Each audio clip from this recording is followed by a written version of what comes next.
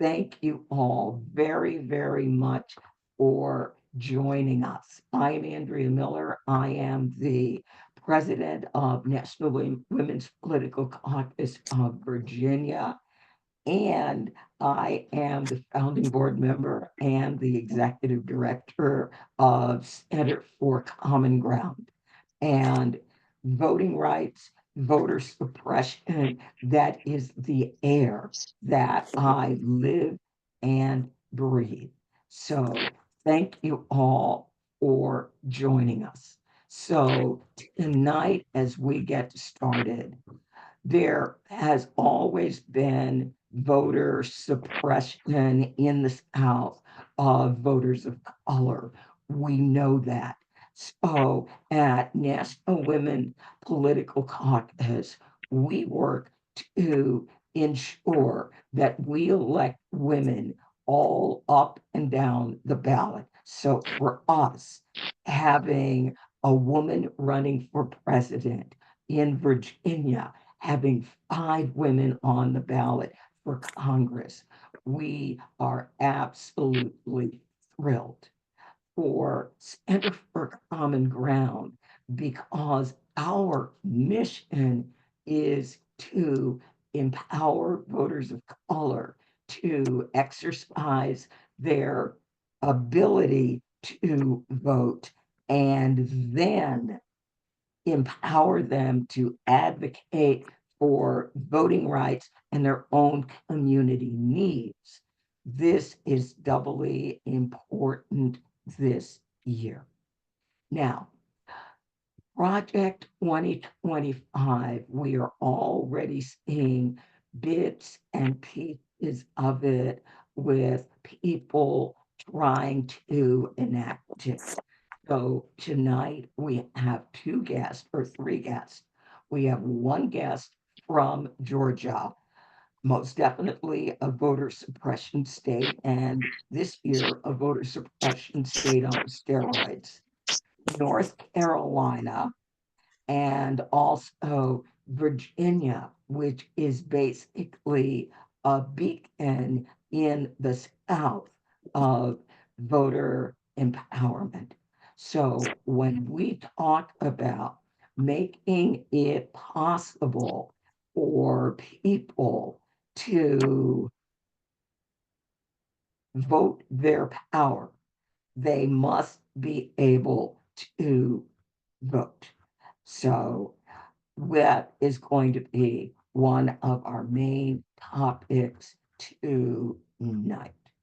And so I'm looking at my schedule, and everything is in California time. So the state of voting, the great Commonwealth of Virginia. As I said, we are the beacon of voting rights in the South. We have our own version of the John Lewis Voting Rights Advancement Act.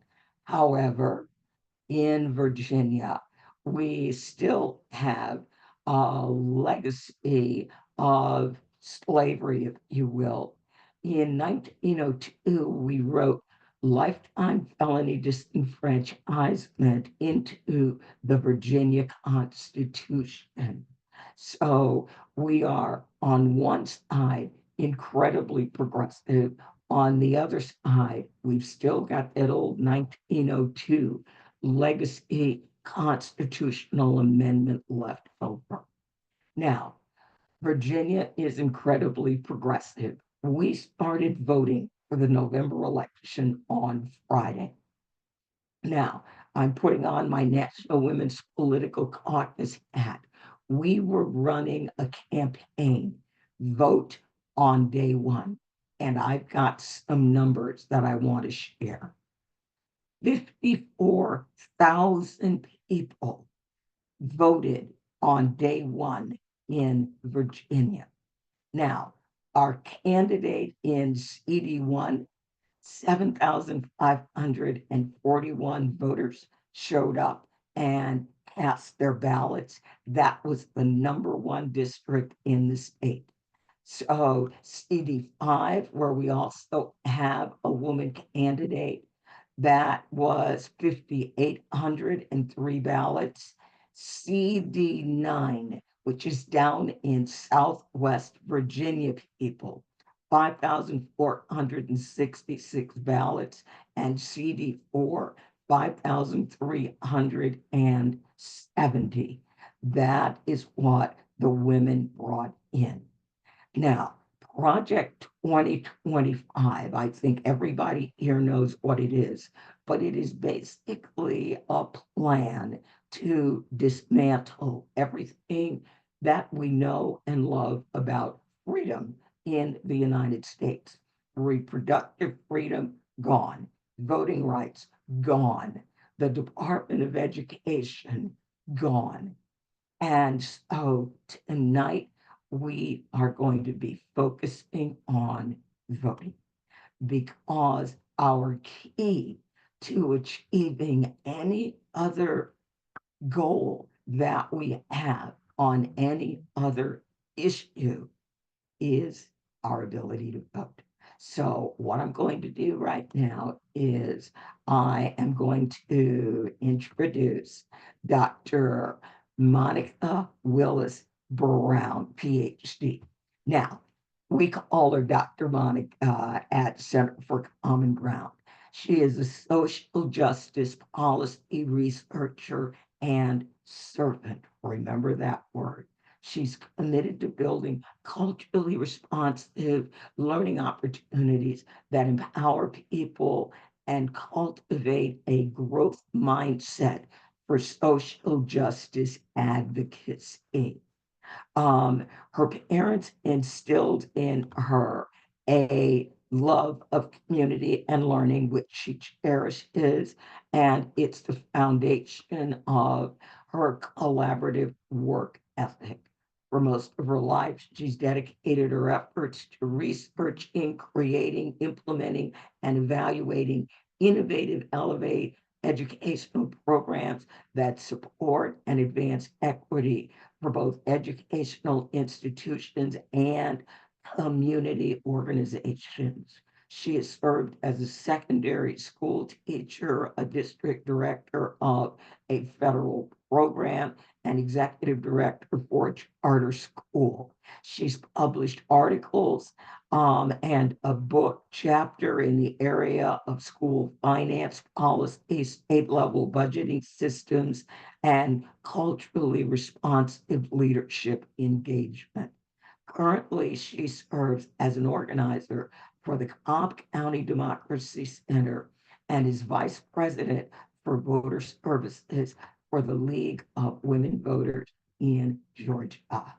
Welcome, Dr. Monica. Hello, everybody. How y'all doing? It's an honor to be here with you all this evening. All Georgia right. is the battleground. I will say that. Right. And I was going to say, everybody knows that right now, Georgia is a battleground. They are saying there are three states that are going to determine this election: Pennsylvania, Georgia, and North Carolina. Tonight, we have Georgia and North Carolina here. All right. Anyone who is living on planet Earth and not 200 feet down in a tunnel under a rock has heard about what is going on in Georgia. We have heard that there are people that are going around, they are deregistering people who are registered to vote. We are hearing that the Georgia State Board of Elections has said, we don't trust our counties. We are going to hand count ballots, not necessarily votes, but ballots. So can you give us an idea what on earth is going on in Georgia? Well, to begin, since June, let me see, July 26th to be exact, there have been 26 proposed new rules by the state election board. 26. And I've sat through every last meeting of the state election board. Many of them take 2 days to get through. That's how long. I mean, because there's so many rules and there's so many people proposing rules. And the proposal of the rules from the community are definitely they're not nonpartisan. They're definitely not that. But in Georgia, what we are seeing, the gist of these rules are, they started out the first batch of new rules. They said, hey, we don't know, we could possibly, there's gonna maybe reasonable inquiry with elections. The subjective standard means that there could possibly mean that there's the elections could be, the certifications could be delayed. There have been actions where they're asking for 24/7 video surveillance for drop boxes and ID requirements. Now, mind you, this is happening. These rules are coming up in July and August, where many processes and trainings have already taken place. Election directors are at their wits' end, because it's like, okay, you want us to scramble, and of course we know that this is by design, but that's how it started. Then we said, okay, well, maybe they'll stop there. No, they kept going. Then they said, we're going to revise the rules in which county election boards can certify. So that's when the legislators decided, hey, we better start making public comment at these state election boards, because you're making decisions based on pieces of legislation. So all of that compounded with, like I said, 26 rules. You have, there's groups like Democracy Task Force who have a slew of attorneys. They said we'll allow 30 slots for public comment. Well, the first 15 to 20 of every meeting, the Democracy Task Force, are literally in their face, along with the League of Women Voters, and other advocate organizations. And everybody's saying the same thing. I counted one meeting, there were 27 oppositions to the state election board rules, 27 out of the 30. The next meeting, there were 28 oppositions out of the next 30. And guess what? Didn't matter what the public had to say, the rules went through. So everybody's going to court. So we'll see what happens October the 1st. So we said, okay, well, maybe they'll stop there. Nope, they kept going. Then they said, hey, this is the August meeting. Now, mind you, we're just in September. So all of this since July 26th to September, they just had the last meeting on last Friday, in which they said, hey, we want all the ballots in Georgia, all 8 million of y'all, the ballots to be counted, hand counted. Again, training has already taken place. There's definitely not any funding. They have these rules of you have to post this on your website. Well, there are many counties in Georgia who election divisions don't have websites. So, they're really, when I say confusion and chaos, it has really brought together people that you didn't even know you had anything in common. When the state attorney general, now we have all our executive leadership team in the state. I'm speaking, these are facts. I'm not siding with anybody. I'm just speaking facts. Every executive level in our state is a Republican. And when you have the state attorney general say, hey, wait a minute, y'all going too far, there's something amiss. So you have attorneys, you have advocate groups, you have people's grandmamas, little kids waving flags. All to say this is too much. And I think the hand counting of the ballot is really what just sent people over the edge. But there was a day that there were several of the larger counties that decided to advocate on behalf of themselves. The COVA ballots for the veterans, the military overseas, those ballots have gone out. So to change the narrative right now is a bit much, is a bit taxing. So we're seeing it in real life time. I don't know how more blatant it can get. And on top of that, there was legislation in the past legislative session that said we're going to remove the Secretary of State off of the state election board. The person who's supposed to have the most knowledge about elections in the state was taken off of the board, and now it's anarchy, it's chaos.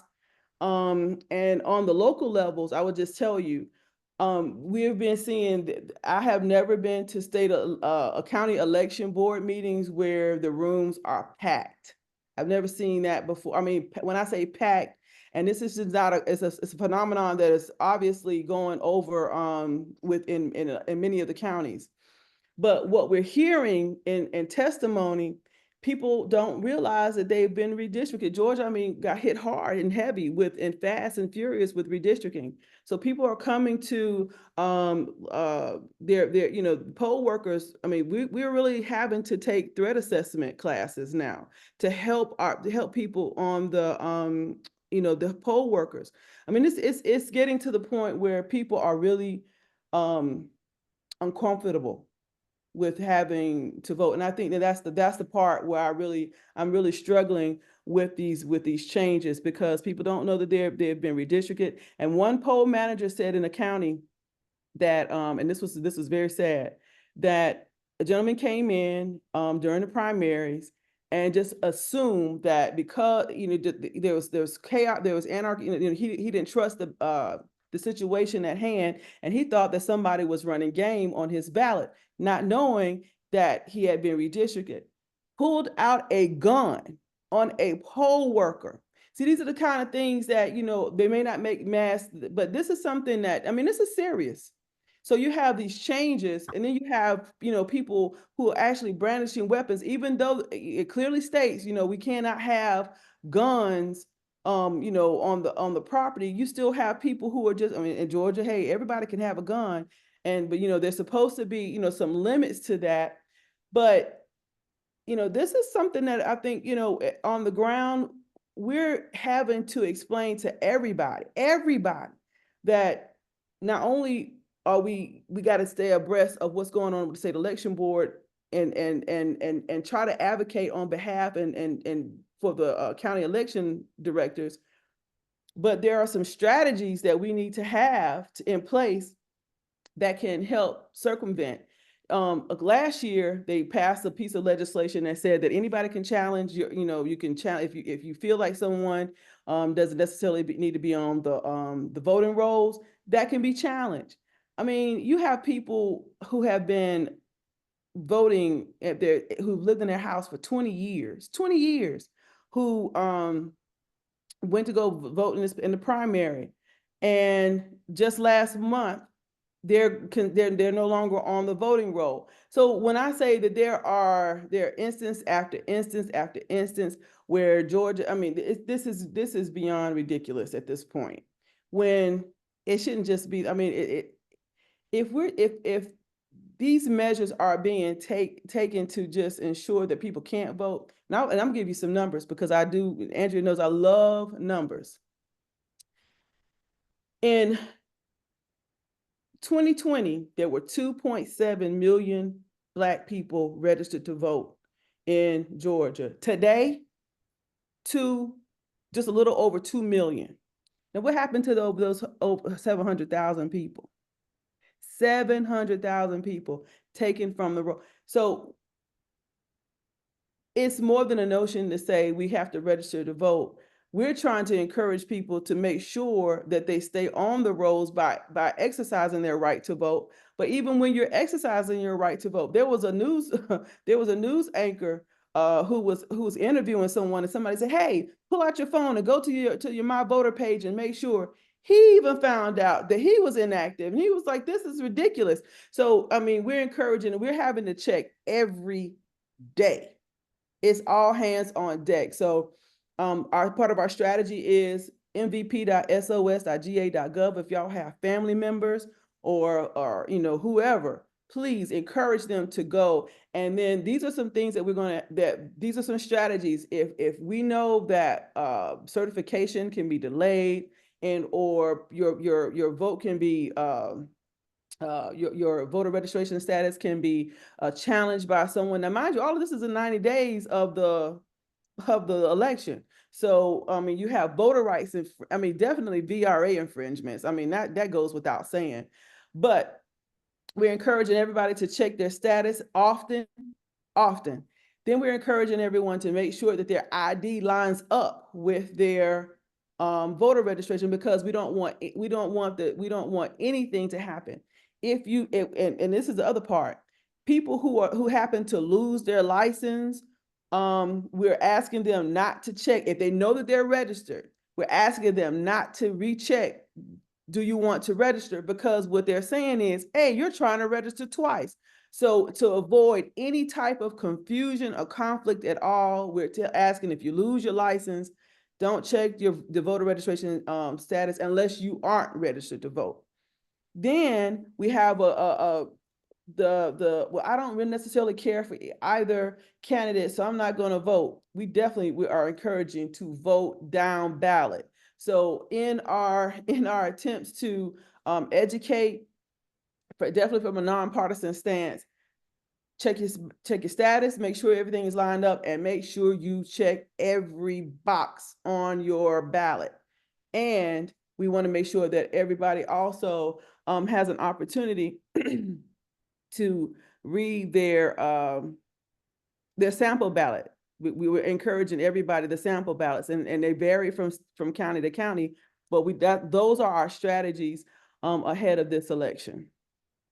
And Dr. Monica, can you tell us what some of the positive things are that are going on? How are young Black people looking at this election in Georgia? Because I know everybody was very, very concerned about, will young Black people vote, or are young Black people going to go and vote for the other guy?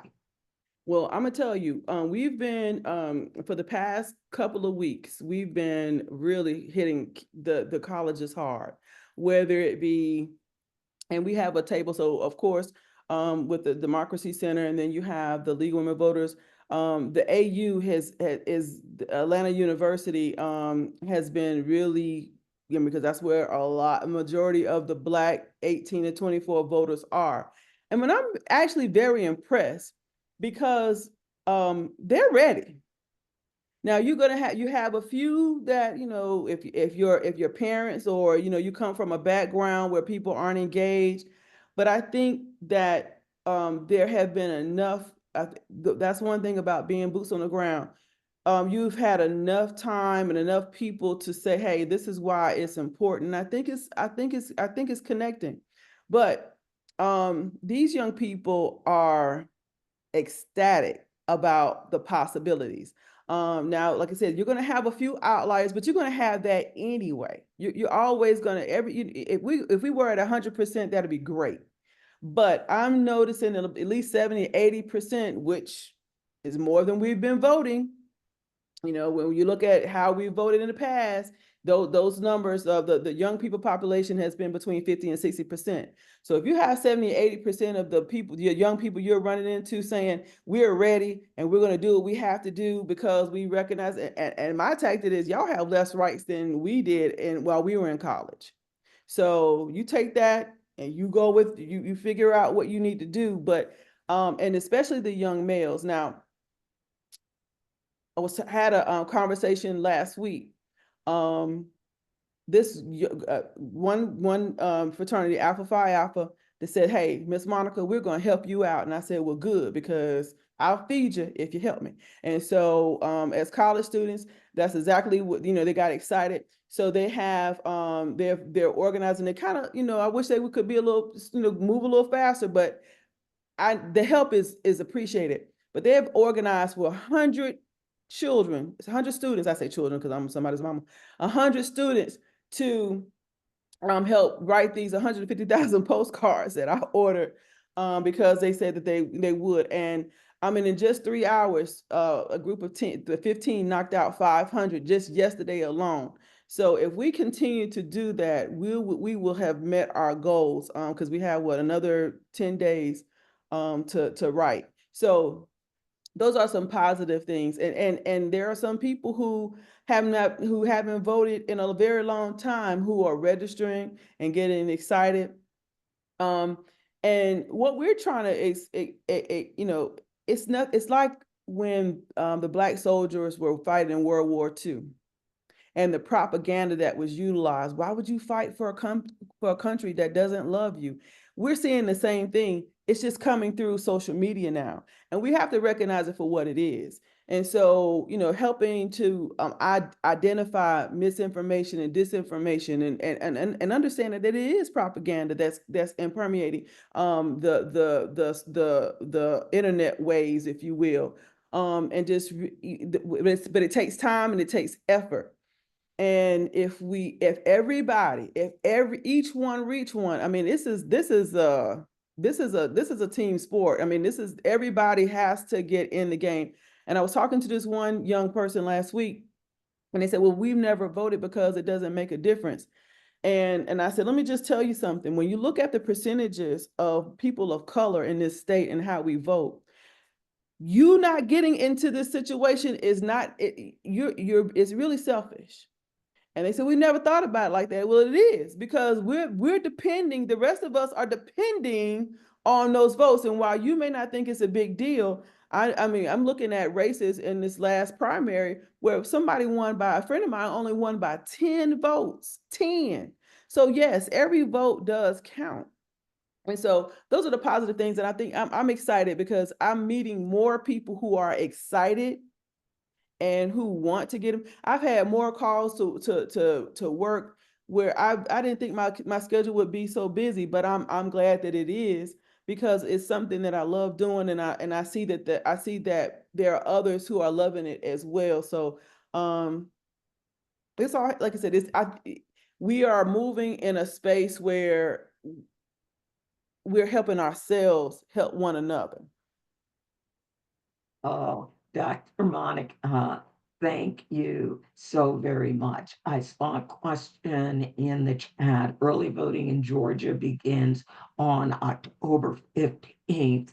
Absolutely. At Center for Common Ground and NWPC, we encourage everyone who can to vote early in person.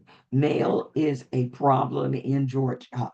It will be a problem to get your vote by mail ballot. And then once you get it, unless you plan on surrendering it and taking it back, which means you might as well have voted in person anyway. The drop boxes, Georgia does have drop boxes, but the notion that it is a vote by mail ballot and you're going to be able to mail it back is very, very, very, very dangerous. So again, we like people show up in person, vote, and then you bank your vote, as opposed to now you're depending on Louis DeJoy and the U.S. Postal Service to get your ballot there in time. Georgia has no flexibility on the return of vote by mail ballots. So you don't get it there by 5 p.m. on election day, you're out of luck. They are not like Virginia, where they said, get it there Friday by noon after the election, and yeah, you're good to go. And the All right. certification of the election is the Monday, by law, the Monday after the election. And that's what that's what I pray, that the state sticks to the law that's already in place. As opposed to making up new ones that don't exist. Exactly. Now, one of the things that we love about Georgia is Georgia does have statewide ride to the polls. So if you want to be a volunteer driver, you can go to ridetothepoll.com, and they have a link there where you can sign up to drive voters to the polls in Georgia. So, Monica, thank you so very much. And I love all the things you have done with the Cobb County Democracy Center.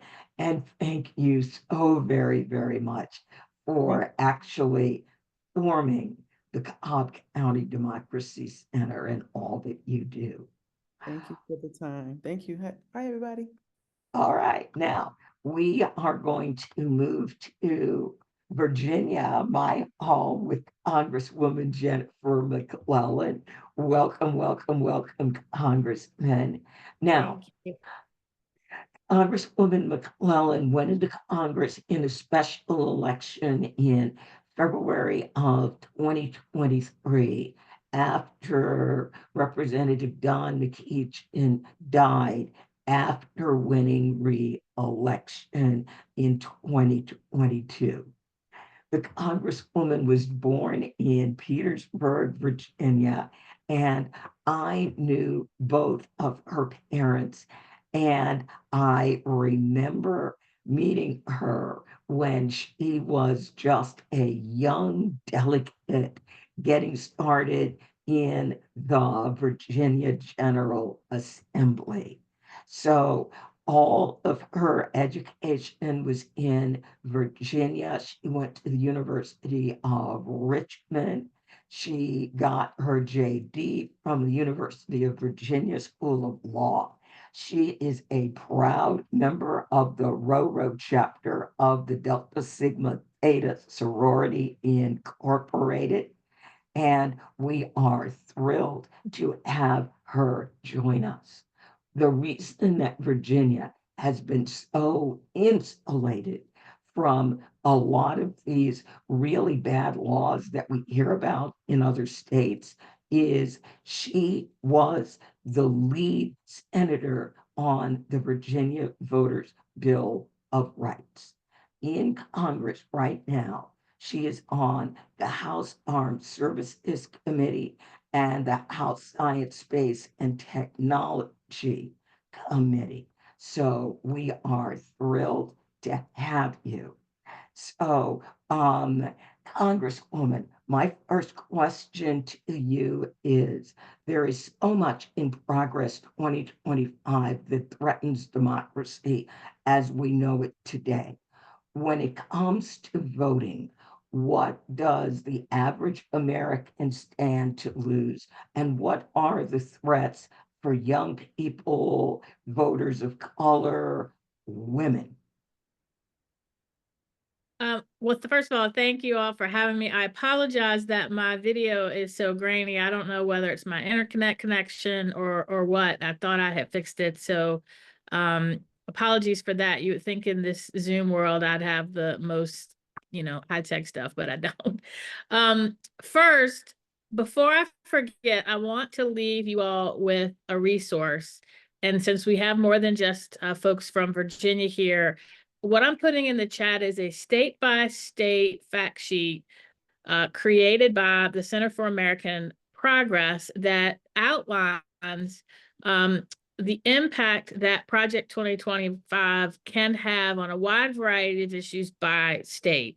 But to answer your specific question about voting, what we have seen Republicans do, and it didn't just start with Republicans. What we have seen over time in American history is when you know that you cannot win on the merits of your ideas and the issues that you put forward and the things that you want to do for the American people, then the only way you can win is by cheating and restricting who can vote.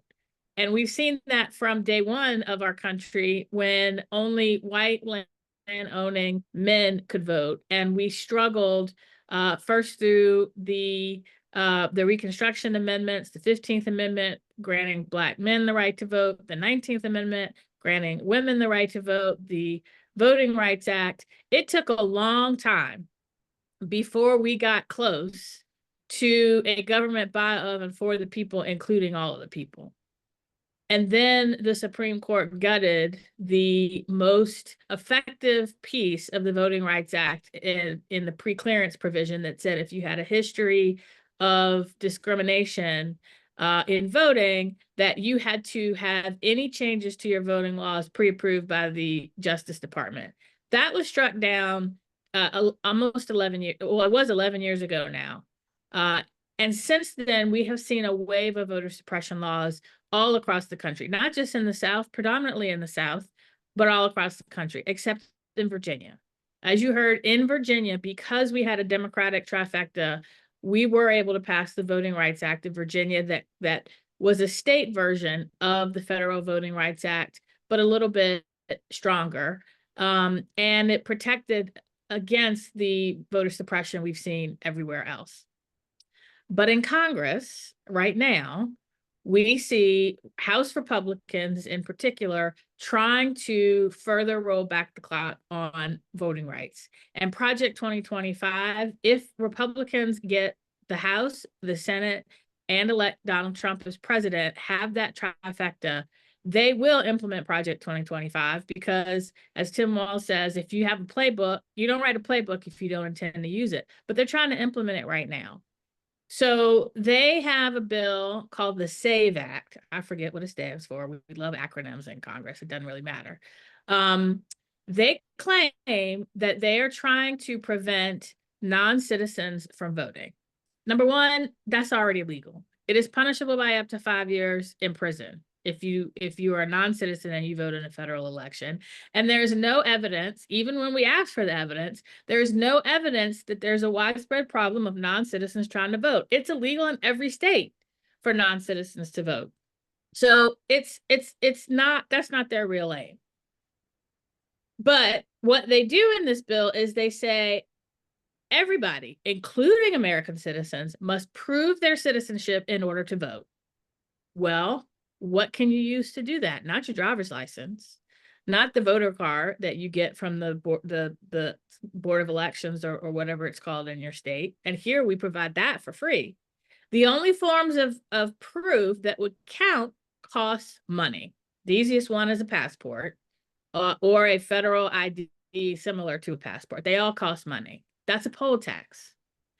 I took my oath of office on my father's Bible, in which he kept his poll tax receipt, to remind myself that every time we make progress in this country towards expanding the right to vote, that there's a backlash that restricts it. And that bill, it passed the House, it's dead on arrival in the Senate, but federal funding runs out September 30th. And last week, the last bill we voted on before leaving was their attempt to include the SAVE Act in a continuing resolution to fund the government.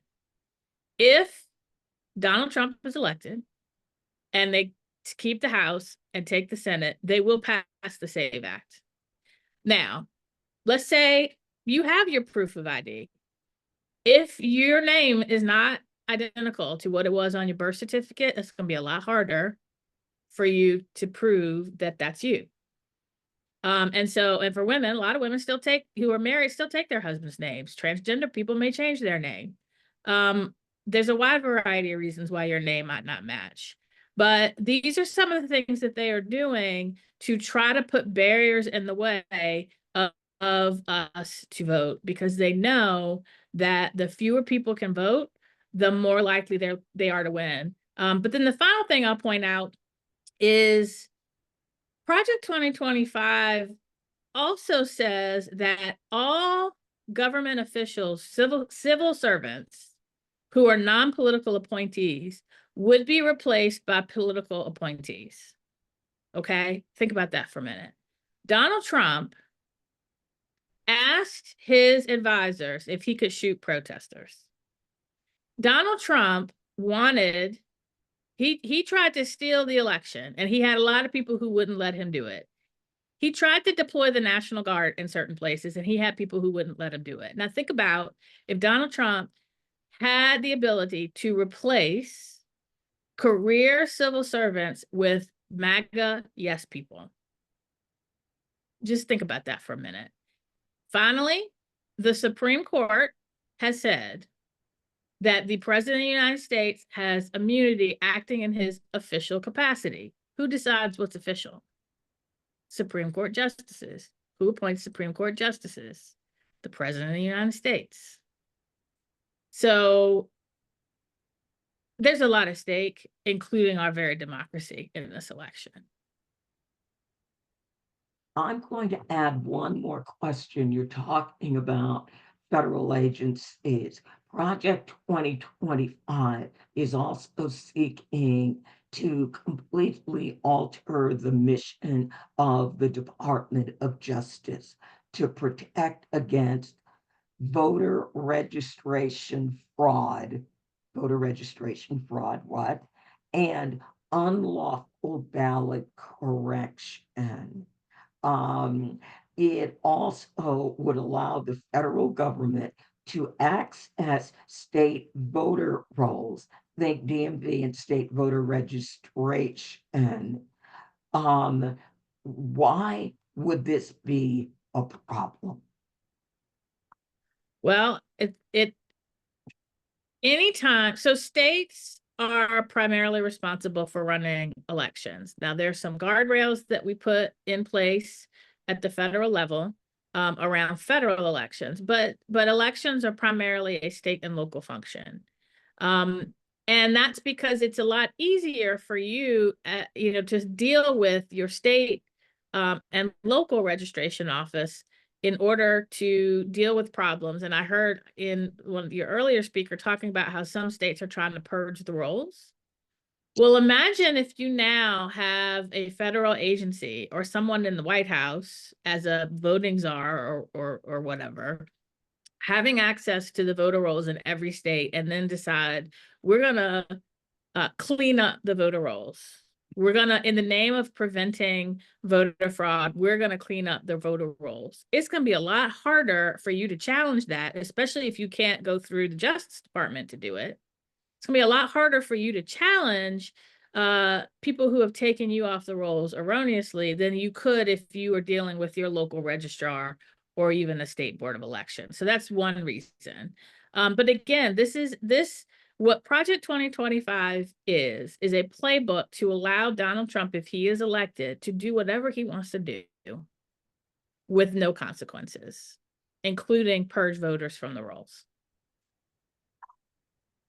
Thank you so very much for joining us, Congresswoman McClellan, and thank you so much for all the work that you have done for Virginia, because out of all the southern states, Virginia is absolutely in the best position, and actually out of many states that are not southern, Virginia has 45 days of no excuse early voting. Virginia has one drop box for every 50,000 voters. Texas said, all right, we have to have drop boxes, so we're going to allow one per county. You obviously looked at the tactics that were being used by other states and made that is not how things go in Virginia. So as a Virginian, I will forever be grateful for all the work that you did. Thank you so very, very much. Thank you. Oh, yeah. And here comes the thank yous. And thank you so very much. My next speaker is Jocelyn Nolley from North Carolina. So North Carolina is the other state that is going to determine what's going on in the 2024 election. I also think Florida and Texas are working their way up the ladder, going, wait a minute, let's not forget us. We're here with our 40 electoral votes too. So anyway, about Jocelyn Nolley. Jocelyn Nolley is currently president of the Black Political Caucus of North Carolina. She lives in Mecklenburg County. She is not a born North Carolinian. She got there from New York, and about 12 years ago, she moved to the Charlotte area. Encouraged by her peers and fueled by a desire to make a difference, she joined the Black Political Caucus of Charlotte Mecklenburg, where she's involved with Black elected officials. And that involvement was not just a job, it was her passion. So over the years, Jocelyn has held several roles, and finally, today, as chair or president, the caucus has embraced a powerful call to action. They're going to engage, they're going to educate, and they're going to empower. You, Jocelyn, were one of the first people I met when we were working to form Team Unity in North Carolina. how are you expecting Team Unity to impact the elections in 2024? So good evening, Andrea, and good evening. I'd like to thank Congresswoman McClellan for her great speech, as well as Dr. Monica Willis Brown as well. So I think that, well, let's take a step back, right? So Team Unity Mecklenburg, which is the county in which Charlotte is a part of, is a coalition of various organizations and community groups in North Carolina working together to increase voter turnout and engagement. And this is solely at this time the African American voter turnout. We focus on traditional activities like phone banking, postcard writing, canvassing, and of course, election protection. Um, we are supported by Andrea's organization, Center for Common Ground. They provide us with the infrastructure in terms of the data, which is most important. I know Andrea, she's always able to tell us, how many voters we have registered, what our goals are, who we're targeting. And they also provide us with the infrastructure for canvassing, the technology behind who we should be calling and things of that. As as everyone here understands, our impact, and I'm claiming this on the 2024 election is going to be significant. Even though we just got started a few months ago, we are mobilized. We have our goal, of course, is to turn out the largest number of voters in Mecklenburg County that we can. So we this year, 2024 is much different. Of course, it's a presidential election, but if we look at the last election cycle in 2022, our major cities in North Carolina, and I'm talking Charlotte, of course, the capital area, the Raleigh-Durham Triangle area, Greensboro, have all seen significant population increases, which has increased the number of and these areas. I mean, they attract Black people. Because there are lots of jobs. They're technology-based jobs, and we're seeing a population growth in these areas that now make it possible to have different results in North Carolina.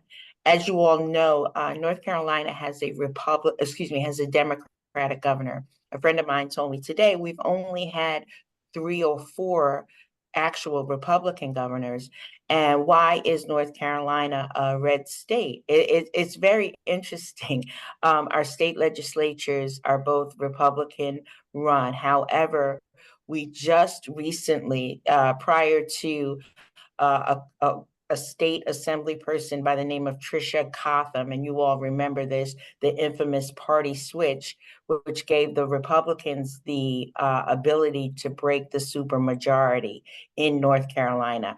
So we are now faced with some of the issues that you see in other southern states, where we are seeing lots more legislation regarding voter suppression. The largest challenge that we have here in North Carolina and Team Unity, as well as the community, is a new proposed constitutional amendment on our ballot, kind of similar to the SAVE Act. We have, I want to make sure I get it correct.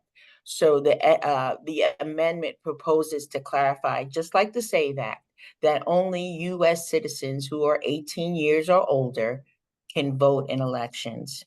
Wow, that is the law, right?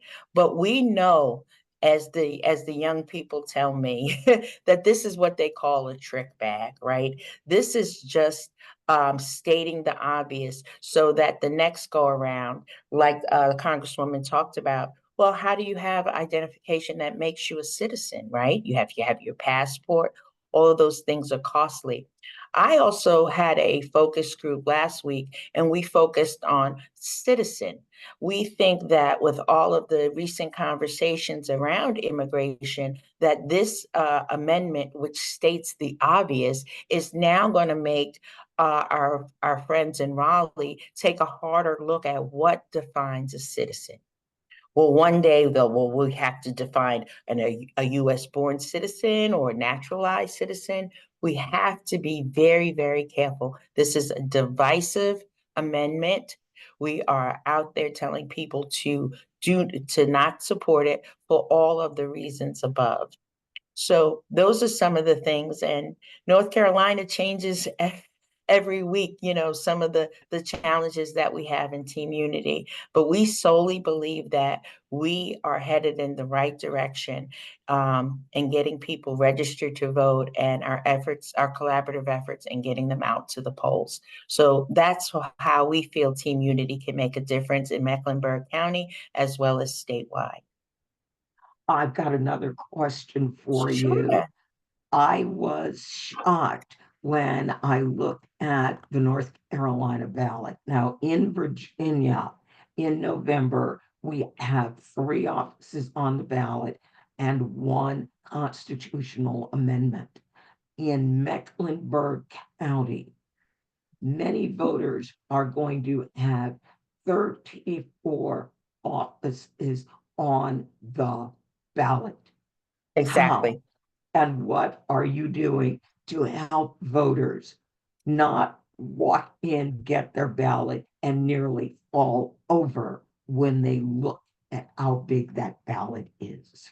So right. So it's funny. Like I just finished. So one of the things that we do in the Black Political Caucus is that we endorse the ballot, if you will. So each member gets an actual sample ballot, and the majority, the candidates who have the majority win, and that becomes our caucus slate. So 30. You said 34. I heard 35. That's exhausting. That is exhausting. One of the things that we're telling folks to pay attention to, most of the local races, gracefully or prayerfully, are uncontested at the local level. But we are telling people, don't stop, don't get tired, complete the ballot, especially for Council of State. Those are some of the critical races for us. Thank you, CNN. And I think that Attorney General Josh Stein is going to be our next governor, but there are still races underneath Attorney General Stein that are very, very important. For example, the race for superintendent of public instruction, we have a very strong MAGA candidate who's in favor of charter schools and homeschooling, running against Maurice Mo Green. That's a race that we want people to pay attention to. So we're asking people, hey, just stay with it, stick to it, vote down ballot, especially the judicial races. 2 years ago, Sherry Beasley lost her seat on the North Carolina Supreme Court by 400 votes. We've got to stay the course. And we're hoping that our Black Political Caucus ballot will not only inform the voter, but will, allow them to be prepared. It's a long process, and a lot of things are uncontested. So you feel like you're just going to be checking boxes. Stay the course. Stay the course. So that is a focus of our education, of voter education. One of the things too is that North Carolina has early voting starts on October 17th and it runs through November 2nd. It's a very long period of time. And here in Mecklenburg County, we have over 30 polling sites. So we're very excited about that. And we have same-day voter registration at these sites. So we're pulling out all the stops in Team Unity. And it's just about educating folks and explaining their options. We're going to be on TV. We're going to be on billboards. We are meeting people where they are. We're in the beauty parlors. We're in the barbershops. We're at street festivals, whatever it takes to get the job done. I love that. So now the obvious question, well, all right, I've got to ask the question that's on everybody's mind this week. Has the information about Mark Robinson sort of excited Black voters and voters of color in North Carolina? Um, I don't, so I think that folks who were in tune to who Mark Robinson really was were not surprised. He who protest the loudest about things showed himself to be the person, right? So I think we all knew who he was. He was, he was a hypocrite. Uh, I'll refrain for some other other descriptive words, right? But I think that for the most part, we'll have to gauge his Robinson's stronghold in North Carolina was in the rural areas. And his religious background as a minister appealed to a lot of Black rural voters. His appeal was never in the cities, or what I like to call the 85 corridor, Raleigh, Durham, Charlotte. But we're hoping, because he seems to be such a morally bankrupt man, that some of our friends in the rural areas who thought that they were more aligned with him from a religious perspective can now see the hypocrite who he is. But, at the top of the ticket, there's a bigger hypocrite who who has done very similar heinous things, and spouted hate against women and members of the LGBTQ community as well. And he just says, "Hey, it wasn't me," and moves on. So it's a wait and see game, but I have faith. I have faith. I was actually at a service for one of our representatives, Representative Kelly Alexander, who passed away last week here in Charlotte. Very influential man here in the city and throughout the state. He was the president of the statewide NAACP. He was a representative in the state house for a traditionally African American neighborhood, West Charlotte, and Mr. Stein, Attorney General Stein, was there. And we have hope that he will be our next governor. And we hope, while I think we're more like Virginia, I think we can be a year, or not a year, but a cycle or two from breaking this Republican supermajority here in North Carolina, because that is what's holding us back here. And we like to consider ourselves the New South. So we're looking forward to it. Looking forward to it. All right. And Jocelyn, thank you so very Thank much you. for, Thank you. I'm honored to speak. Thank you. Thank you. Amongst all of these great speakers. So thank you very much. well, what was really important, I think, for us was to see the work that is going on the ground, and that people on the ground are no longer waiting for outsiders to come and save them. They are taking steps to save themselves.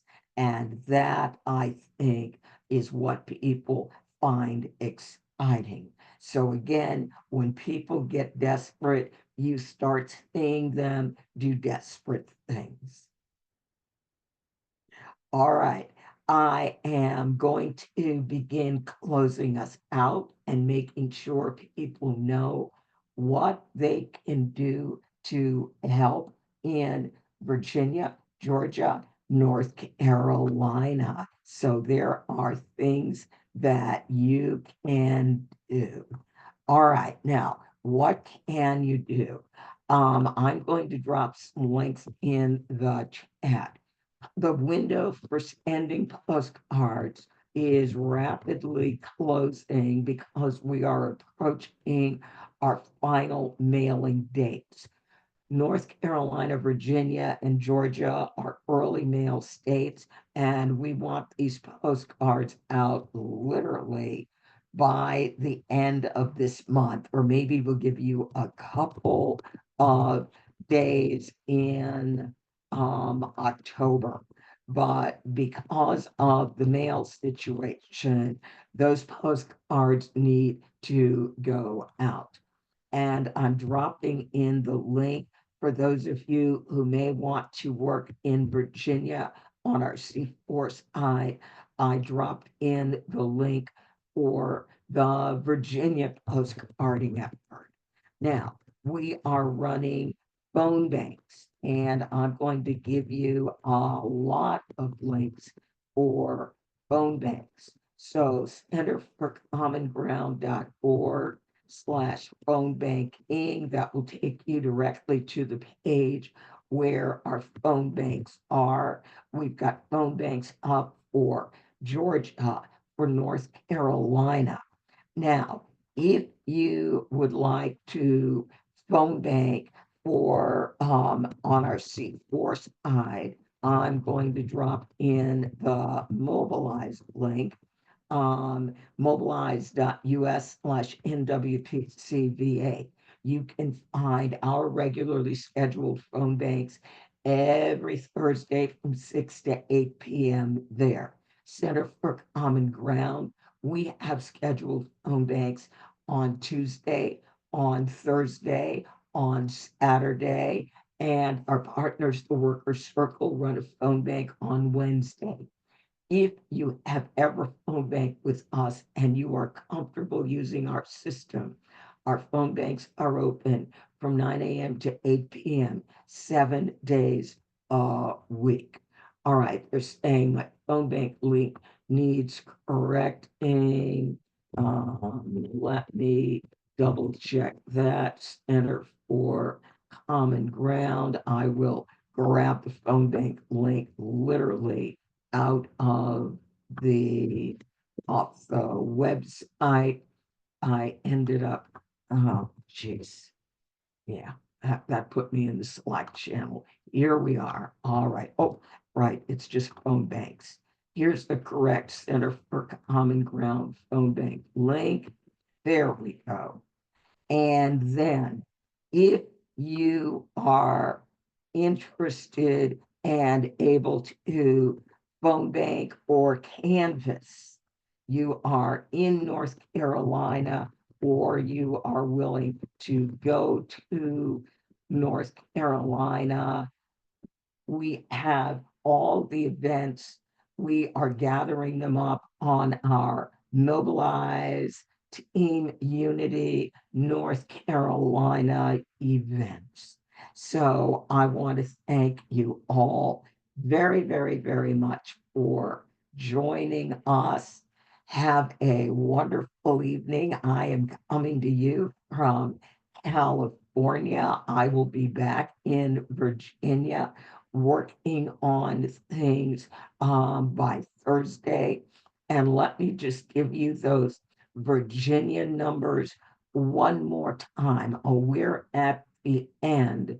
Let me show you those Virginia numbers. And this is very, very exciting. And I will give you the link.